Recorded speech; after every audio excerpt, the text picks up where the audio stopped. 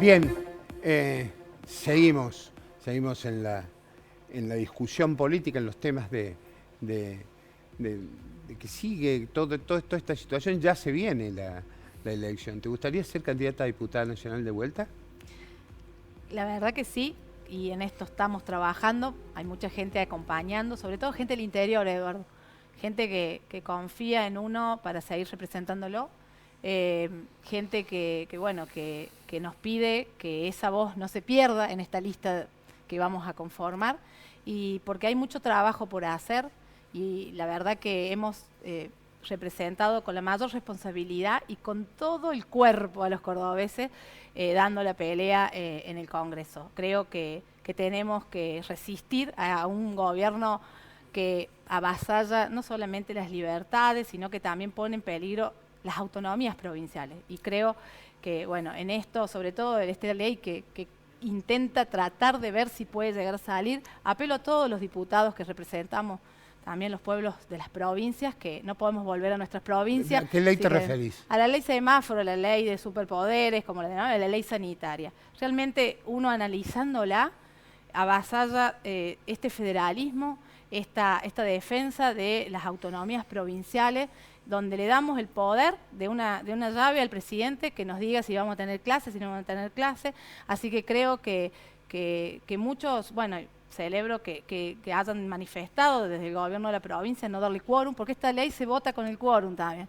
Esa es la diferencia. Una vez dándole el quórum, lamentablemente van a tener la posibilidad hasta de controlarnos en las acciones privadas. ¿Pero por qué ¿sabes? se vota con el quórum? Después vos podés votar en contra. Y cuando consiguen el quórum, ya se puede votar con la mayoría que se tenga. Entonces, este es el peligro. Los legisladores nacionales del peronismo de Córdoba han dicho que van a dar el quórum, pero que van a votar en contra. Bueno, esperemos que reflexionen. Esperemos, porque la verdad que todo el discurso del gobierno provincial, donde realmente siempre ha sido un defensor, tanto en las cuestiones del campo, como lo hemos visto, en esto, claramente en esta ley, y el análisis no resiste, es una ley que va a terminar nuevamente en la Corte Suprema de Justicia, por más que salga, porque tenemos un fallo hace menos de un mes donde nos dicen que es algo que la autonomía no se va a discutir y que está plasmada además en nuestra Constitución. Y nos piden que deleguemos funciones que nosotros como congresales no tenemos. Esto es un llamado a decir, primero, largaron una ley porque decían, nos criticaron porque manejamos por DNU, porque el Congreso nunca se cerró y lo tendríamos que haber discutido, no ahora a esta ley sanitaria, lo tendríamos que haber discutido cuando comenzó la pandemia. Y lamentablemente este gobierno nacional viene atrasado en todo. Entonces ve que hay una resistencia. Y hay un artículo que también te deja pensando en las libertades individuales, el artículo 19 de nuestra Constitución, donde nos dice que el ciudadano debe cumplimentar los 2 metros de distancia, pero no habla si es un sector, en el ámbito privado, en el ámbito público. No hay delimitaciones, se la quiso mejorar en Senado, pero ni siquiera así han percatado que directamente el Poder Ejecutivo Nacional puede ir en contra, por ejemplo, de establecer las clases presenciales sin consentimiento y dándole facultades simplemente muy, muy por arriba a los gobernadores. Creo que la verdad que esperemos que nuestros colegas diputados de Hacemos por Córdoba no den el quórum, porque realmente sería poner en peligro todas las autonomías provinciales y no sé con qué cara van a venir diciendo que vamos a estar defendiendo el federalismo cuando esto no lo van a hacer allí. Ahí hay que defenderlo, no dando el quórum y bueno, y seguramente discutiendo la semana que viene la ley de biocombustible, que también es una locura lo que se está realizando. Volvemos. Parches, incertidumbres, un gobierno que no tiene rumbo, que no tiene plan. Esto es lo que se va a poner en juego estas elecciones. Esta semana se trata la ley de biocombustibles, ¿verdad? Una ley de biocombustibles rechazada por todos los sectores, donde a Córdoba nos han generado en eso también hemos coincidido, donde hemos con los diputados de Hacemos por Córdoba, de rechazar esta falta de previsibilidad de un sector que ha multiplicado los puestos de trabajo, y no solamente en la zona sur. Soy del norte y he podido ver las plantas que tienen bioetanol generando 180 puestos de trabajo. Esto, porque hacen, digamos, toda una economía circular. No podemos dejar que en la Argentina se pongan en juego estas cuestiones, ¿no? Está bien, buen apunte. Hablamos de los cuerpos deliberativos legislativos. Vos dirigís el cuerpo legislativo municipal. ¿Cómo es tu relación con la oposición? A veces parece que hay enfrentamiento, a veces parece que está más tranquila. ¿Cómo viene esa relación? Hay una relación de mucho respeto, tenemos mucho diálogo. Son tiempos difíciles para legislar, son tiempos difíciles para trabajar. Nosotros hemos tenido dentro del Consejo Deliberante trabajadores y trabajadoras que han fallecido por la pandemia, pero nunca dejamos de sesionar. Superamos las dificultades fundamentalmente porque tuvimos capacidad de diálogo y de consensuar. Y logramos buenos resultados. El año pasado nos pusimos de acuerdo en retener el 30% de nuestra dieta y generar un fondo para que fuera a equipamiento sanitario, y lo hicimos todos juntos y nos pusimos de acuerdo en un minuto, todos los bloques. Entonces yo siempre pondero eso. Claramente que tenemos miradas distintas frente a situaciones, y obviamente, como pasa siempre, el que tiene que gobernar es el que tiene que llevar el peso de las decisiones y la máxima responsabilidad en ejecutar una decisión, y a veces las discusiones se dan en los tiempos de debate. Pero la verdad que hemos ido superando muchas dificultades, nos hemos ido adaptando a legislar en tiempos de pandemia, y debo decir que tenemos una muy buena relación institucional entre los bloques, que hay diálogo, que sabemos ponernos de acuerdo, que sabemos cuando no estamos de acuerdo cómo discutir sin faltarnos el respeto, porque creo que eso es lo que uno tiene que tener como aporte de experiencia. ¿De qué sirve que nos insultemos entre pares un miércoles y al miércoles siguiente no tenemos que volver a sentar para discutir o de lo mismo o de otra cosa?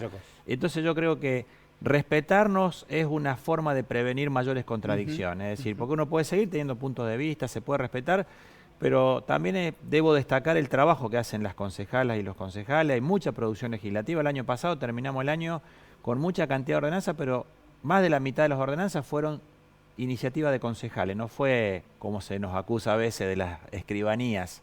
Nada que ver. El Consejo Deliberante de Córdoba discute mucho, tiene que tratar de remontar un prestigio que perdió, porque la verdad que el Consejo era noticia por las malas noticias, y hasta, digamos, estaba tan degradado que ni siquiera tiene sede propia. Bueno, hemos recuperado la posibilidad de tener nuestra propia sede, ya estamos por hacer la licitación para terminarla. Es decir, son decisiones políticas que tienen que tratar de poner a la política nuevamente. ¿Cuándo tendrá sede? Nosotros tenemos, bueno, hay una construcción que está un 22%, que se suspendió, que hubo juicios. Bueno, hicimos todas las pericias, la estructura se puede utilizar, y ya firmamos el otro día con el estudio que había ganado en su momento el concurso. Respetamos ese concurso que se ganó y ellos están reconfigurando el proyecto. Yo estimo que en 30, 40 días estamos ya llamando a licitación, y ojalá que en 20 meses tengamos, que antes de irnos tengamos la nueva sede del Consejo, que va a servir para levantar una zona que es la zona del Abasto, que está muy degradada. Muy degradada. ¿El transporte sigue siendo el problema clave de la ciudad de Córdoba? Es uno de los graves problemas que tiene la ciudad, no es el único. Si no, sería muy fácil gobernarla, y no es fácil. ¿Por qué no se puede solucionar el tema del transporte en Córdoba? Primero, pero esto no es un problema de Yarlora, es un problema de Martí para acá. Exacto, es un problema que lamentablemente en la pandemia creo que recibió el último golpe, si se quiere. La caída en el corte de boletos, que es la forma de recaudar que tiene el sistema, ha sido abrupta. Primero por las restricciones sanitarias, y segundo, cuando se levantaron las restricciones, la gente no se sube al colectivo porque tiene desconfianza y porque, bueno, el servicio tampoco era bueno.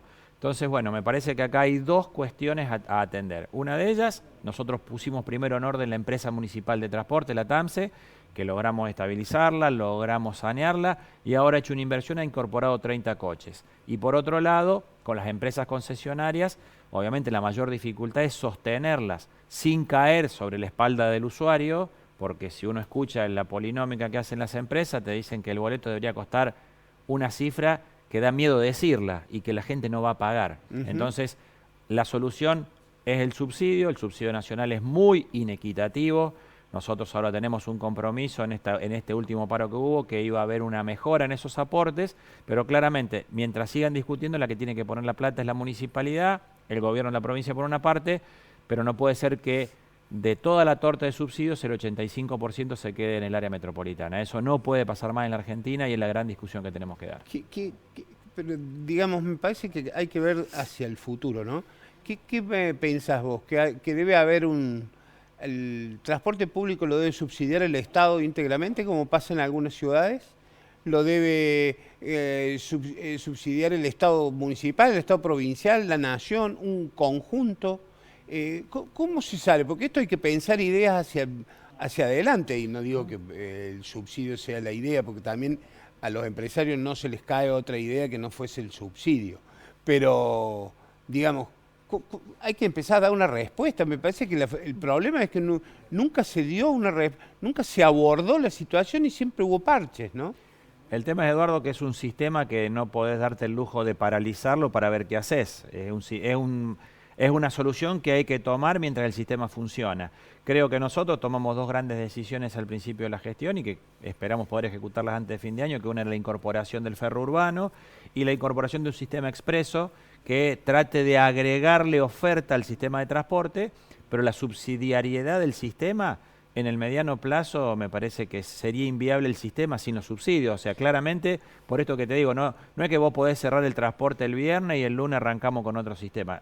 La gente necesita movilizarse todos los días y hay que tener en cuenta el tema de las energías limpias, el tema de que la ciudad tiene que tener un nuevo dibujo en la circulación del transporte público, porque hay lugares de la ciudad que están muy saturados y otros lugares que no tienen nada de transporte. La ciudad creció de una manera muy desordenada, y para que la ciudad se desarrolle, entre otras cosas, el sistema de transporte es clave. Tenemos ideas además, y decisiones. Con un único transporte, digamos, que claramente, la multimodalidad puede ser una solución. La multimodalidad es una, pero hay que mirar ciudades como Córdoba en el mundo. A veces hay empresas de ómnibus cuya tarjeta el ciudadano la puede usar hasta para pagar impuestos. Claramente. ¿Y eso nunca se pensó hacer en Córdoba? ¿Para que esas empresas tuvieran rentabilidad por otro lado también? Hay muchas ideas, Eduardo, que están tiradas sobre la mesa, algunas están en desarrollo, otras se están aplicando, pero hay que tener en cuenta que en el medio de la pandemia hoy, cualquier idea que tenga que ver con el transporte público adolece de un talón de Aquiles, que es la falta de rentabilidad. Es decir, el sistema hoy tiene muy poca intensidad de uso, el corte de boleto está en el subsuelo, no en el piso. Entonces, claramente, la reconfiguración del sistema tiene que ver con todas estas cuestiones. Nosotros ya tenemos decisiones tomadas y obviamente, bueno, me parece que el primer gran alivio que puede tener el sistema es que este compromiso de incrementar la partida de subsidios nacionales nos permita aliviar una situación para empezar a resolver la cuestión de fondo. ¿Con la UTA está todo mal, digamos? No, nosotros hemos tenido la decisión con Martín Yarlora de uno por uno los distintos encuadramientos gremiales que tiene la ciudad, de sentarnos a dialogar, pero dejando en claro que quien conduce la ciudad es quien eligió el pueblo. Entonces, las decisiones sobre los servicios, las decisiones sobre la economía de la municipalidad las toma el intendente con su equipo de gobierno y con quienes representamos, y no las tienen que tomar corporaciones que obviamente han condicionado durante mucho tiempo el funcionamiento y que hoy no está pasando así. Y obviamente hay momentos de conflicto en los cuales lo que no hay que perder de vista es que nunca tiene que estar todo mal. Siempre hay que tener capacidad de diálogo, porque la gente, el ciudadano, necesita los servicios y para eso paga, y hay que dárselos. ¿Es un problema para el municipio que las decisiones o las definiciones del gremio de los choferes no se tomen en Córdoba? Claramente hay una situación sui generis que tiene en ese caso el gremio, que tiene un encuadramiento nacional, y obviamente las representaciones en Córdoba son delegaciones. Entonces, muchas veces, sobre todo con este Además tema... tiene un plus. ¿Sí? El salario del trabajador en Córdoba, a diferencia de tiene un convenio diferente. Sí, claro. Entonces también encarece. Sí. El tema de la distribución de los subsidios es claramente una decisión política que debemos comenzarla, porque si no Argentina es inviable de esa manera. No hay federalismo, hay un federalismo abstracto, dibujado, pero no existe. Y esto nos tienen que encontrar juntos a quienes defendemos y determinadamente, y lo hemos reclamado en todas las gestiones, ¿no? Sí, sobre todo me parece que en los servicios básicos tiene que haber política de largo plazo, tiene que haber decisiones sustentables, no puede haber un pacto fiscal cada 4 años. Los gobiernos tienen, porque uno hace un presupuesto y sabe que tiene que poner una parte, pero si la otra parte no viene, el paro te lo hacen acá, no lo hacen en Buenos Aires. Y los gremios también tienen que reconfigurarse. El gremialismo también tiene que reconfigurarse. Estamos tocando piso. ¿Qué querés decir con reconfigurarse? Y creo que es el momento. Entonces, yo siempre digo que las crisis son oportunidades para mirar una Argentina diferente. Acá nos tenemos que sentar todos, clase política, empresarial, gremios, donde definamos a un país para sacarlo de los índices de pobreza que vamos a tener. El sindicalismo no puede seguir pescando en la misma PC, es decir, exigiendo si hay un 40% de gente que está en negro. Hay que empezar a trabajar sobre otras realidades. Yo, para cerrar, porque queda un minuto, son alarmantes los índices de desempleo en el Gran Córdoba, establecidos el viernes pasado, el jueves pasado, que se conocieron. Es un problema de pandemia, es un problema de pobreza estructural que golpea a la Argentina y que golpea durísimo a Córdoba, ¿no? No quería dejar pasar que terminara el programa sin decir esto, que es una deuda, una asignatura pendiente para todos y no es solo por la pandemia. Gente, yo les agradezco muchísimo la presencia en este programa. En este programa son días muy especiales para todos. Estamos afrontando una pandemia con días y semanas que van a ser clave para nuestro futuro. Muchas gracias a los dos. No, muchas gracias, Eduardo. Gracias, Eduardo. Bueno, gente, yo les dejo un fuerte abrazo y nos reencontramos el domingo próximo aquí en Vuelo Nocturno. Chao.